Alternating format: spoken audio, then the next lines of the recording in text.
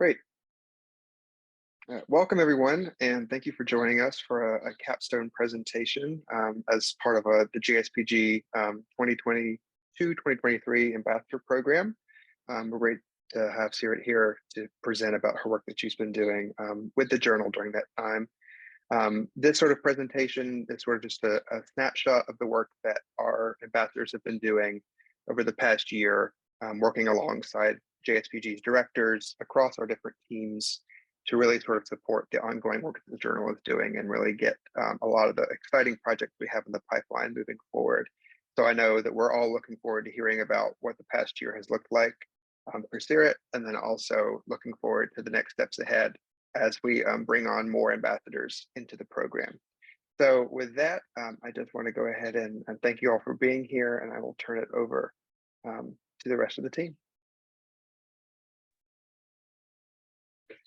Awesome. Yeah, thanks, Matt. So my name is Ben. I'm the Director of Data Analytics and Impact Evaluation for JSPG. And so Seerat has been working with me as an ambassador since about March, but she's been with the journal for a lot longer than I have. And so she's going to be telling you about her work mainly with or focusing on the data analytics and impact evaluation team. And I'll pass it on to her to introduce more about herself and then jump into a little snapshot of her presentation. So Seerat, please take it away. Okay, hi everyone. So as everyone has already introduced, this is just like an informal little capstone presentation that I'll be walking you guys through. So before we get started with that, here's a little bit about myself. I'm a graduate from the University of California, Riverside. I completed my bachelor's in psychology there, and I currently serve as a project manager at UCR and as a research assistant at Stanford University, where I predominantly handle data and analysis relating to concepts in health psychology and neurocognitive aging.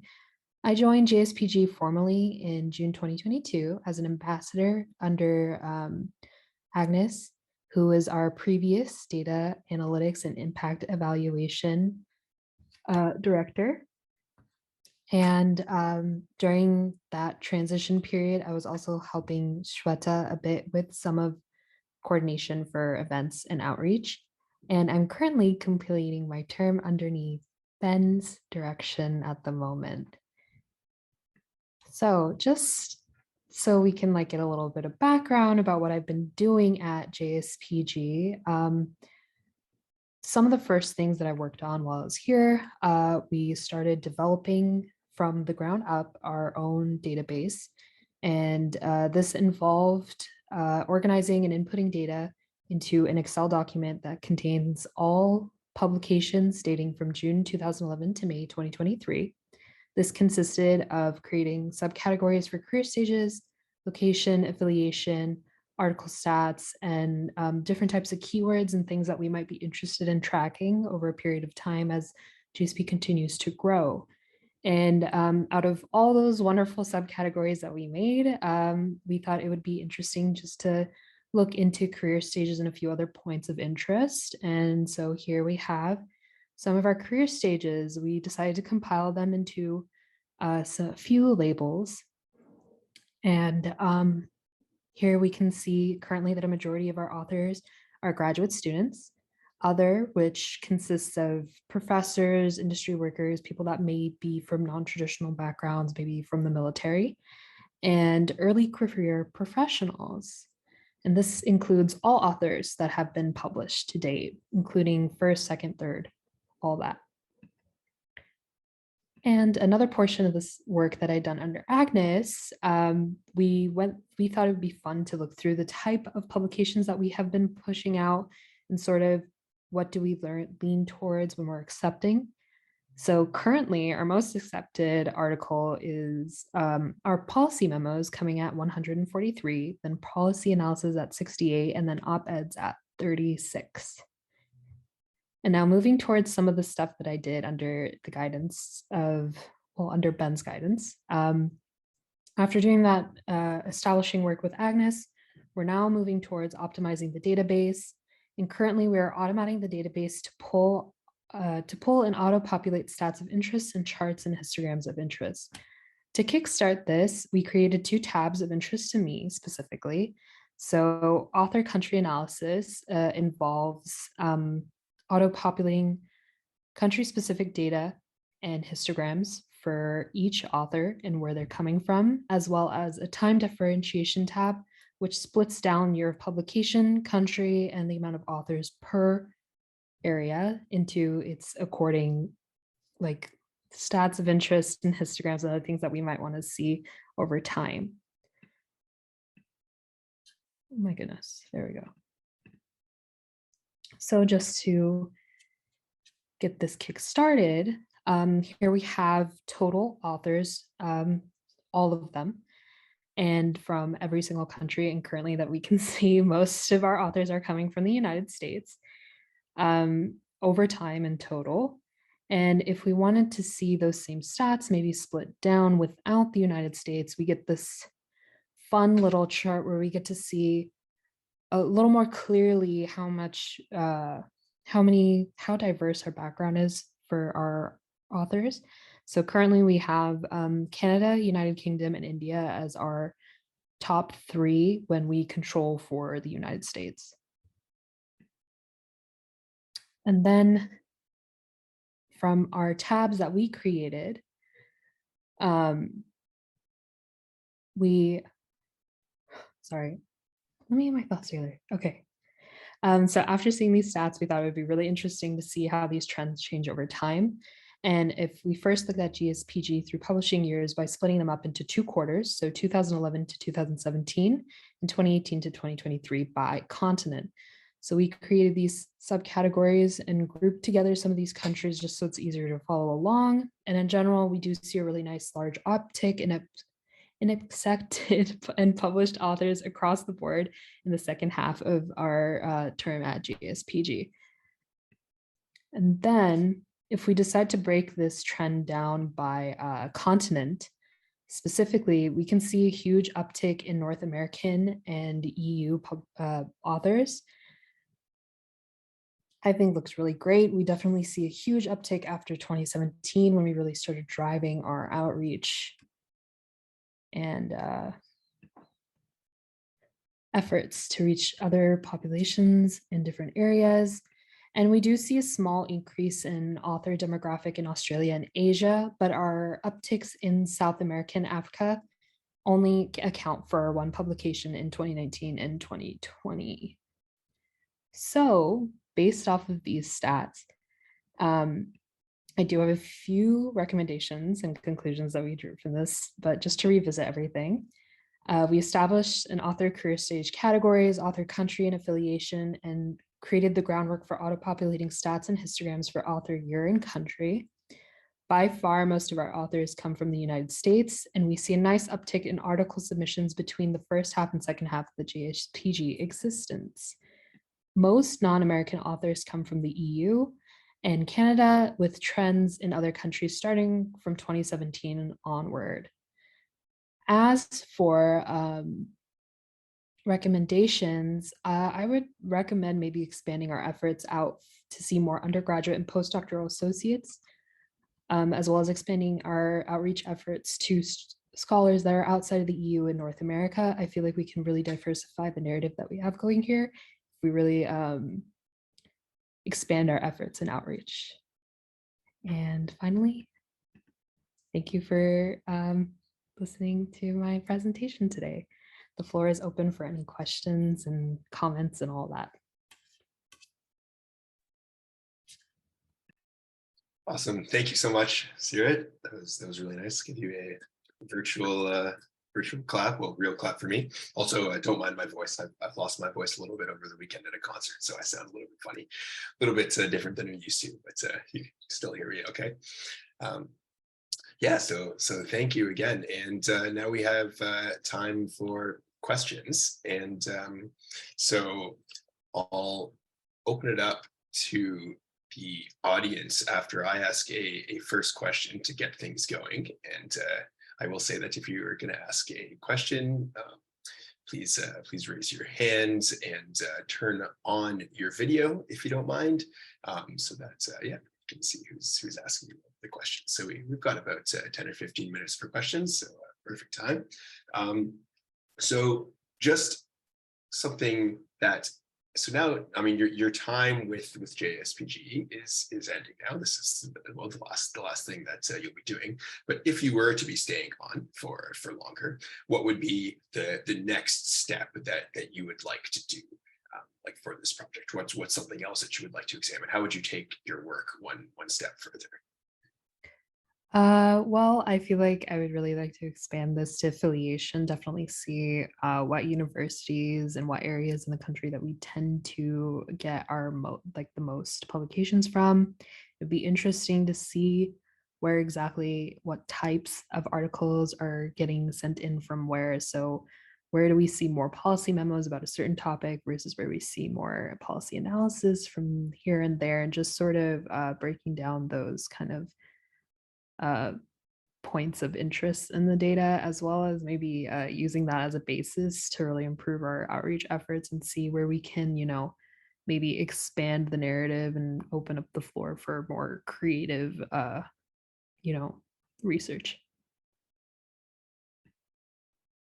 Awesome. Yeah, thank you.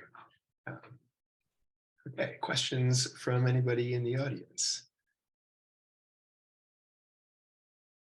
I see Tatenda has a question. Please, if you don't mind, you can turn on both your mic and camera. Hello, thank you so much. Apologies, I have a very low bandwidth this side, so No video problem, might no be a problem. little bit challenged. But thank you so much for the presentation, and I really did appreciate the visual aids that you gave, especially when it came to the author distribution. My question is about like just kind of following up on the recommendations that you made as we're looking into the capstone projects for this coming year. For outreach activities in regions outside of the United States and the EU, would you say that the kind of activities or the strategy towards the outreach would be the same for each region, or would it be tailored to suit the context or kind of like the environment of what's happening in that space? So I would say in Africa versus in another region, like in Australia, for example, would it be the same approach or would it be tailored to each specific region? What would be your advice when it comes to that? Well, of course, just the initial cold emails and stuff will probably all be the same, but I definitely think a more targeted and tailored approach would be better and definitely generate a bit more of a productive conversation and sort of communication between JSPG and other academic facilities and institutions we decide to work with. It also gives American scholars and people that wouldn't have otherwise considered these sort of viewpoints if we were to expand into, let's say, institutions that are in Africa or Japan or China, to consider maybe how policy in the US interacts with policy abroad, and how where we can find maybe even better policy solutions by targeting our outreach as well. I feel like it would be a really great way to, it would take a lot of homework, but I feel like a targeted and tailored outreach is best. Thank you.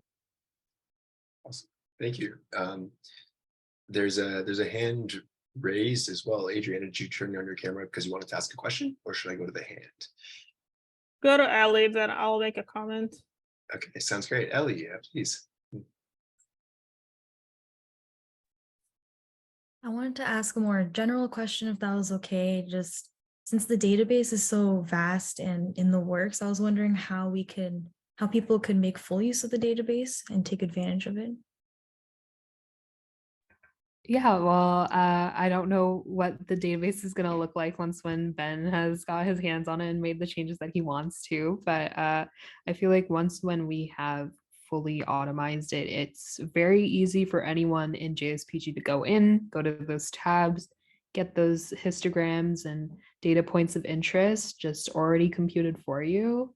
and you can use those for whatever you want them to, whatever you want to use them for. You can go into the database manually, filter through. You have information about everyone, to their affiliation, to their email, to their LinkedIn. So like it's all there.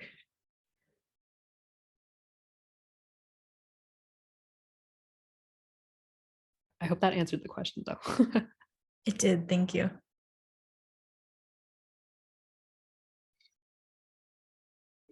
Adriana, did you want to make a comment? Yeah, so just want to congratulate you for all the work on the database and everyone who's worked on it, because it's been a huge undertaking, and you can imagine 10 years of publications trying to get into that Excel sheet. So thank you to everybody who worked on that. Just a couple of comments in terms of outreach strategy, because we actually just met a few days ago to talk about this. And so it's not surprising that we see the trends in terms of Canada and Europe, because also we've really focused on those areas more. And ever since then, 2 points to make here. One is we have hired staff from other parts of the world now. So we have Suresh from India, so we'll be looking to expand there. South America, you mentioned in your talk, we're about to publish the issue with IAI, which was targeted specifically towards that because we had low submissions from there. And so this data is really useful to highlight and drive where we go next with the outreach. So all the things you said make sense, and that's really good to see, and we're on the right track, I think. And then just for the database itself, and I know this is more internal information, but what I'm sort of envisioning is being able to sort at least by country, and getting down to the smaller details of universities, if we can do that. But that was part of the original vision, is to be able to sort, find all the authors from Canada, for example, and reach out to them. And so I know it's still a lot of work to make edits, but I think we're doing really well, and excited to see where this is going to go. And thank you, Ben, for leading the group. Yeah, thank you. Thanks, Adriana. Yeah, definitely. I'm just switching over to now taking, well, over the past few months. So yeah, definitely all the work that went in behind the scenes goes, the credit goes to Seerat and Agnes before me. So I don't take credit for any of that. It's just now trying to move things forward as I take over. If there are no more questions from the audience right now, I have a couple more questions to just sort of change gears a little bit for you, Seerat.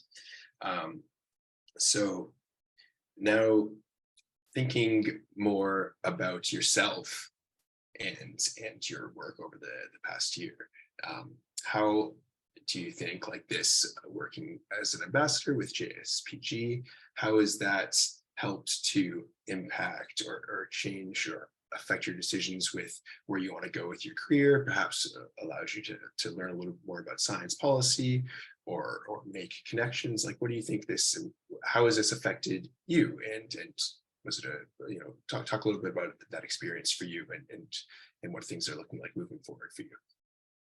Yeah, of course. So my time at JSPG has been a learning curve for me. I was very new to science policy when I initially had joined.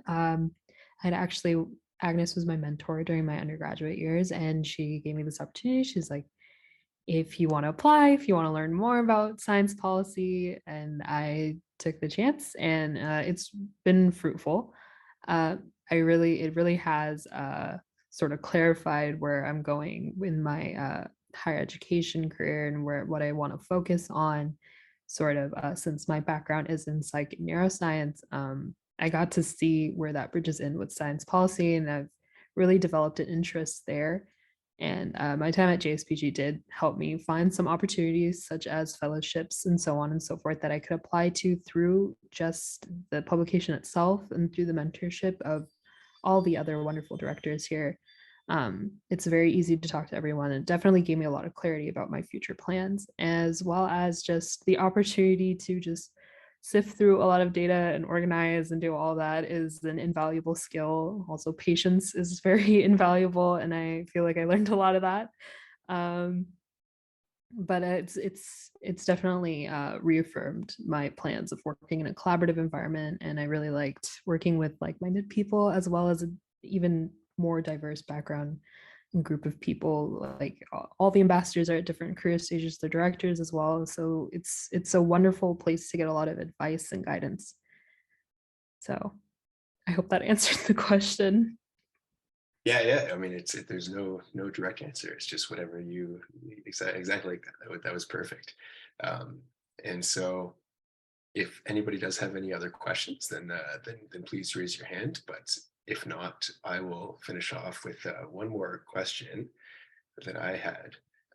And so it's sort of it might be a similar answer to this two-ish part question, or maybe separate, but I'll leave it up to you. Basically, we've got now a new cohort of ambassadors, either just beginning or beginning sometime this month.